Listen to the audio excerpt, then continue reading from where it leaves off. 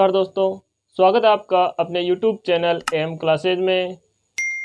हम चर्चा कर रहे थे चैप्टर नंबर 6 विश्व मानव अधिवास। इसके अंदर आज हमारा जो टॉपिक है वो है ग्रामीण अधिवासों की समस्या, यानी जो ग्रामीण अधिवास है उनकी समस्याएं क्या क्या है।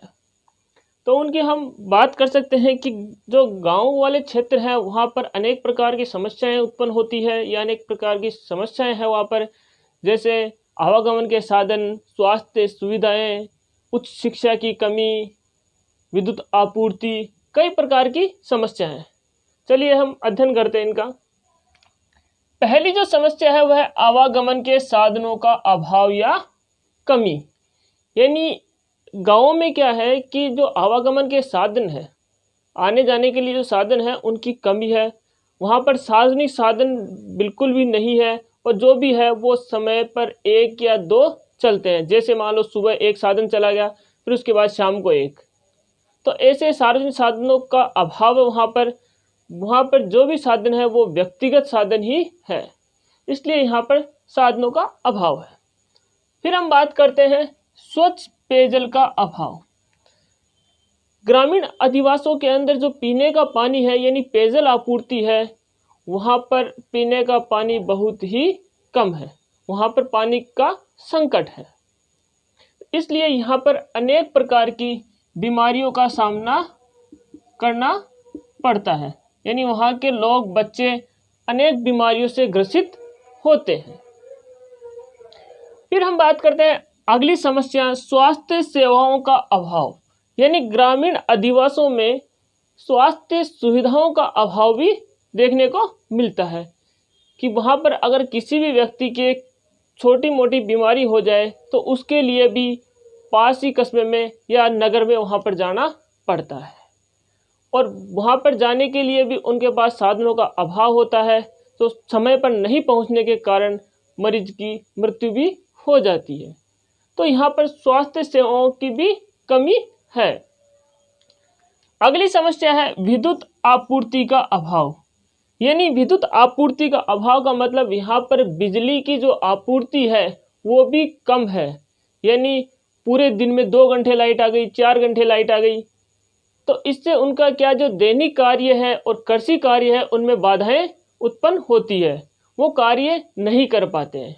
इसलिए यहाँ पर विद्युत की आपूर्ति है वो सुचारू रूप से नहीं है, समय के हिसाब से आती है, दिन में 2 घंटे भी आ जाए, 4 घंटे भी आ जाए।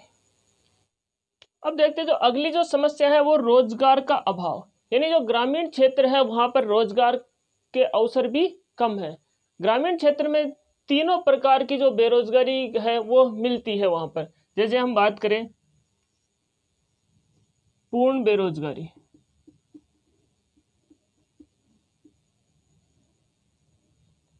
छुपी बेरोजगारी,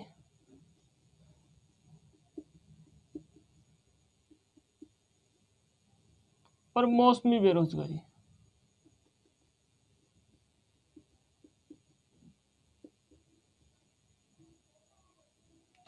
तो यहाँ पर है जो रोजगार के अवसर बिल्कुल ही कम है। रोजगार जो भी है कृषि आधारित रोजगार है। अब हम बात करते हैं अगली समस्या, इसमें सूचना तकनीकी एवं दूरभाष सुविधाओं का अभाव। यानी जो ग्रामीण क्षेत्र है वहाँ पर सूचना तकनीकी का अभाव है और साथ ही दूरभाष सुविधाओं का भी अभाव है।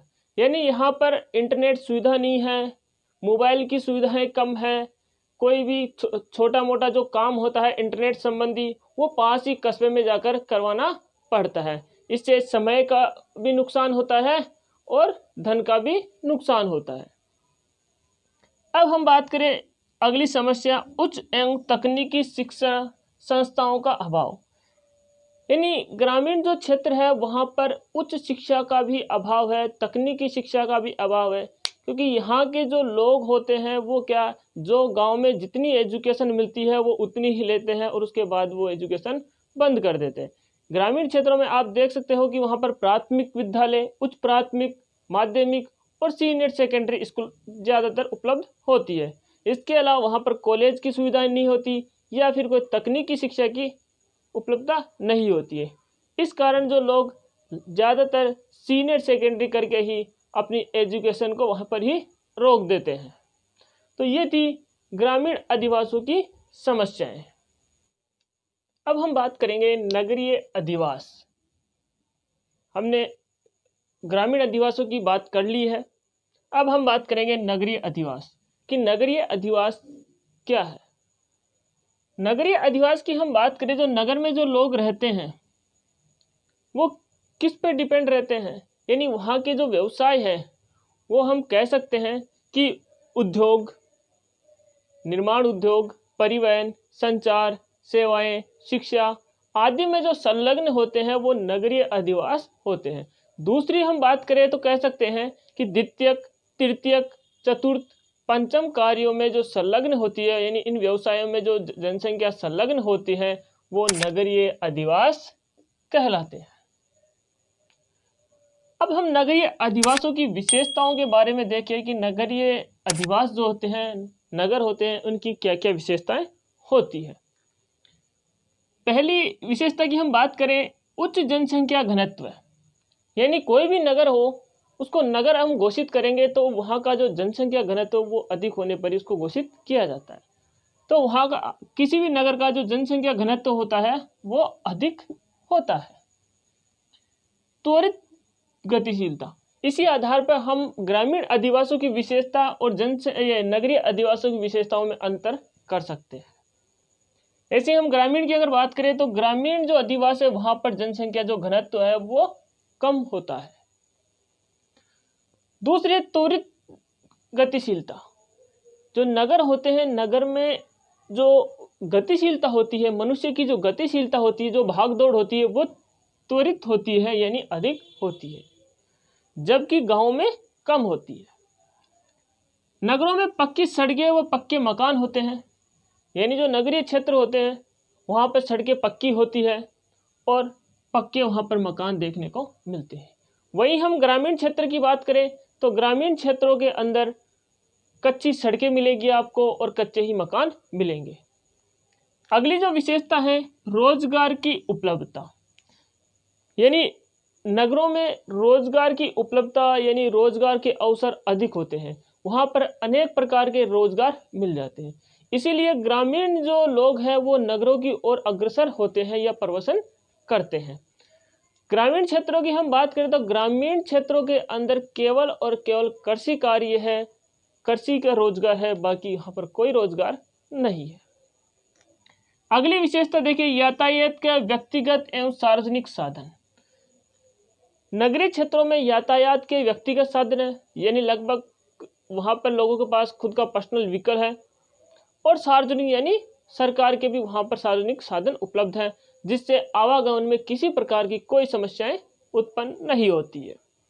अगली विशेषताओं की बात करें हम, उच्च शिक्षा एवं गहन चिकित्सा सुविधा, यानी वहाँ पर हर प्रकार की शिक्षा उपलब्ध है, प्राथमिक से लेकर हाई एजुकेशन तक, उच्च शिक्षा तक नगरीय अधिवासों में ये उपलब्ध है। और वहाँ पर चिकित्सा सुविधाओं भी गहन प्रकार की है, यानी प्राथमिक स्वास्थ्य केंद्र से लेकर वहाँ पर डिस्ट्रिक्ट चिकित्सक तक यहाँ पर ये सेवाएं उपलब्ध हैं।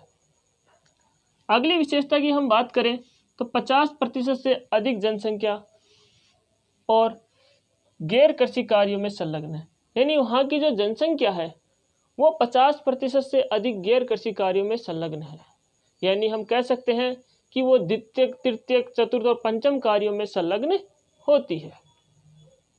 फिर अगली विशेषता की बात करते हैं तो जटिल श्रम विभाजन, यानी ग्रामीण क्षेत्रों में क्या है कि श्रम का विभाजन होता है, वहाँ पर हर प्रकार का जो कार्य है वो उन कार्यों को अलग अलग भागों में बांटा गया है, यानी जो हार्ड कार्य है वो और कोई व्यक्ति करता है, यानी अलग अलग कार्य को अलग अलग व्यक्ति यहाँ पर करते हैं। अगली विशेषता सामाजिक प्रगाढ़ता का अभाव, यानी ग्रामीण क्षेत्रों की तुलना में नगरीय क्षेत्र में सामाजिकता कम पाई जाती है, यानी नगरीय क्षेत्रों के अंदर सामाजिकता कम पाई जाती है का मतलब कहने का यह है कि यहाँ पर कोई किसी से मतलब नहीं रखता, सब अपनी मस्ती में मस्त रहते हैं, यानी पड़ोसी कौन है कोई मतलब नहीं।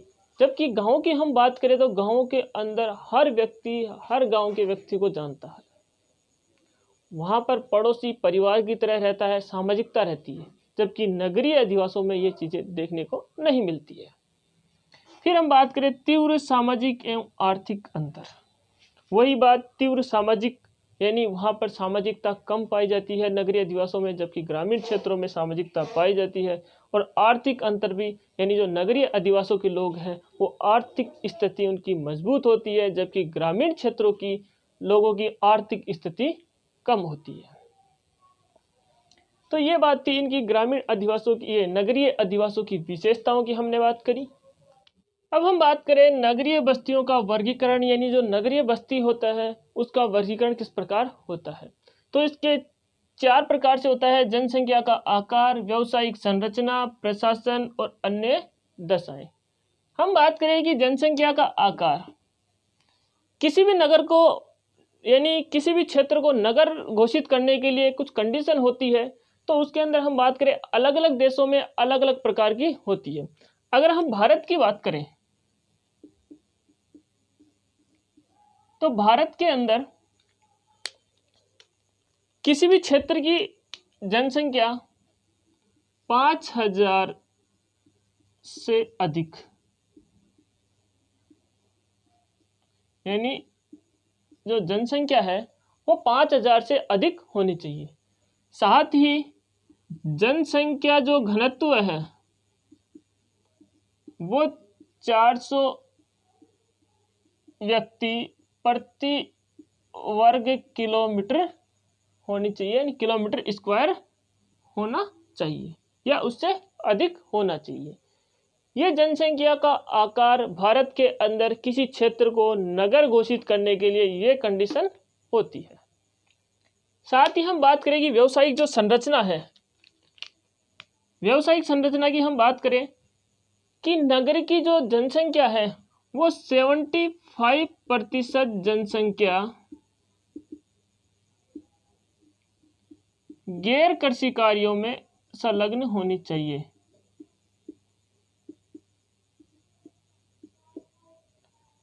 यानी 75% जो जनसंख्या है वो गैर कृषि कार्यों में संलग्न होनी चाहिए। यानी हम कह सकते हैं कि 75% जो जनसंख्या है वो द्वितीय, तृतीय, चतुर्थ और पंचम व्यवसायों में संलग्न होनी चाहिए, तो ही वो नगर कहलाता है।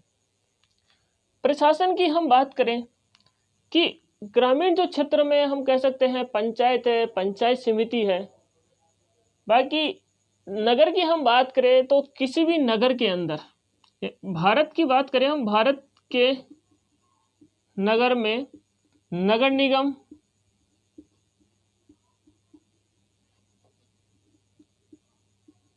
नगर पालिका,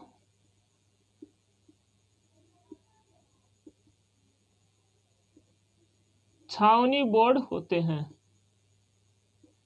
यानी नगरों में ये चीज आपको देखने को मिलती है। यानी कोई भी नगर है वहां का प्रशासन चलाने के लिए वहां नगर निगम होता है, नगर पालिका होती है या फिर छावनी बोर्ड होती है। तो ये बात इसमें प्रशासन की। अन्य दशाओं की अगर हम बात करें तो वहां पर कुछ चीजें इंपॉर्टेंट होती है, कुछ आवश्यक दशाओं के आधार पर होती है। जैसे हम कह सकते हैं कि पर्यटन के कारण, यानी कोई नगर है वो पर्यटन के नाम से भी जाना जाता है, या फिर हम कह सकते हैं औद्योगिक नगर,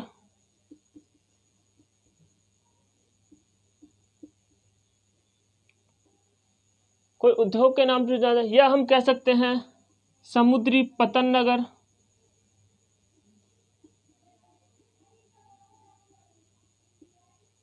या फिर सेना नगर। यानी आवश्यक दशाओं में कह सकते हैं कि पर्यटन के आधार पर कोई नगर घोषित कर सकते हैं। औद्योगिक नगर भी हो सकता है, शिक्षा नगर भी हो, शिक्षा की नगरी भी हो सकती है, समुद्री पतन नगर या फिर सेना नगर हो सकते हैं। ये थे नगरीय बस्तियों का वर्गीकरण, जिसमें हमने बात की जनसंख्या आकार, यानी अलग अलग देशों में अलग अलग क्राइटेरिया है किसी क्षेत्र को नगर घोषित करने का। भारत की हमने बात की, भारत के अंदर 500 व्यक्ति से अधिक होने चाहिए, यानी जनसंख्या उस क्षेत्र की 5,000 से अधिक होनी चाहिए, जबकि वहाँ का जो जनघनत्व है वो 400 व्यक्ति प्रति वर्ग किलोमीटर या उससे अधिक होना चाहिए। व्यावसायिक संरचना की हमने बात करी कि 75% जनसंख्या गैर कृषि कार्यों में संलग्न होनी चाहिए। प्रशासन की हमने बात करी कि भारत में जो नगर हैं, नगरों के अंदर नगर निगम, नगर पालिका या छावनी बोर्ड होते हैं। अन्य दिशाओं में हमने बात की कि पर्यटन नगर, औद्योगिक नगर, समुद्री पतन नगर और सेना नगर, ये चीजें हमने वर्गीकरण में देखा।